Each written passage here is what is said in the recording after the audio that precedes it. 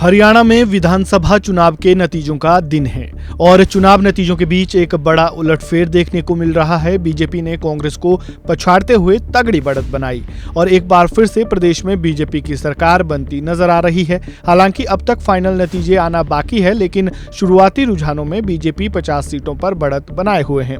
राजनीतिक जानकारों का मानना है कि इन चुनावी नतीजों के पीछे वोट प्रतिशत का घटना और बढ़ना असर डाल रहा है। ये कैसे, चलिए जानते हैं। 2019 के चुनाव में बीजेपी जहां जीती थी, वहां पर 22 सीटें ऐसी है जहां पर मत प्रतिशत यानी वोट परसेंटेज बढ़ा है। इन सीटों में अंबाला सिटी, यमुनानगर, करनाल, घरौंदा, पानीपत ग्रामीण, पानीपत सिटी, गन्नौर, राय, हिसार, नलवा, लोहारू, भिवानी, बवानीखेड़ा, अंटेली, नांगल चौधरी, कोसली, हाथिन, होडल, पलवल, बल्लभगढ़, फरीदाबाद सीट शामिल है।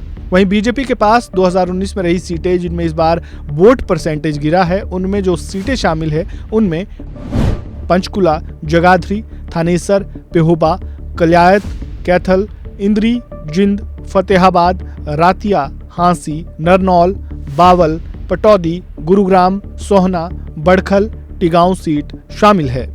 ये तो हुई बात बीजेपी की। अब जरा कांग्रेस की सीटों पर नजर डालते हैं। बात अगर कांग्रेस के वोट परसेंटेज की करें तो 2019 की स्थिति के हिसाब से 11 सीटों पर कांग्रेस का वोट परसेंटेज इस बार बढ़ा है, जिनमें साधौरा, खरखौदा, कलनवाली, तोशाम, रोहतक, बहादुरगढ़, बादली, झज्जर, नूह, फिरोजपुर झिरका, पुनहना सीट शामिल है।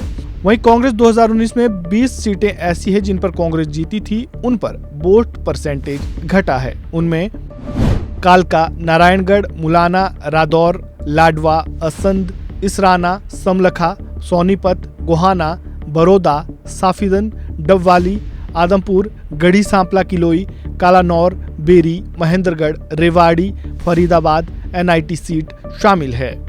किसी भी चुनाव में वोट परसेंटेज अहम भूमिका निभाता है। बात अगर हरियाणा की करें तो यहाँ भी कुछ ऐसा ही देखने को मिला है।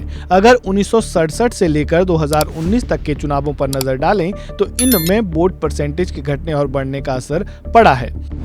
इसमें जब 7 बार वोट परसेंटेज चुनावों में बढ़ा, तब 5 बार सरकार बदली और 2 बार सरकार ने वापसी की है। वहीं ऐसा 5 बार हुआ है जब वोट परसेंटेज पिछले चुनाव की तुलना में गिरा, तब 3 बार सरकार बदली है और 2 बार सरकार ने वापसी की है। वहीं बात अगर हरियाणा में इस बार हुए विधानसभा चुनाव के वोटिंग परसेंटेज की करें तो हरियाणा में विधानसभा की 90 सीटों पर इस बार 67.90% वोटिंग हुई, जो कि साल 2019 में हुई 67.92% वोटिंग के मुकाबले 0.02% कम है।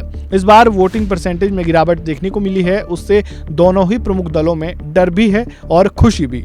प्रमुख दल बीजेपी जहां इसे अपने पक्ष में बता रही है, तो वहीं कांग्रेस इसे अपने पक्ष में बता रही है, लेकिन हवा बीजेपी की ओर बहती नजर आ रही है। इस खबर में फिलहाल इतना ही। खबरों से जुड़े ताजा अपडेट के लिए बने रहें वन इंडिया हिंदी के साथ। धन्यवाद।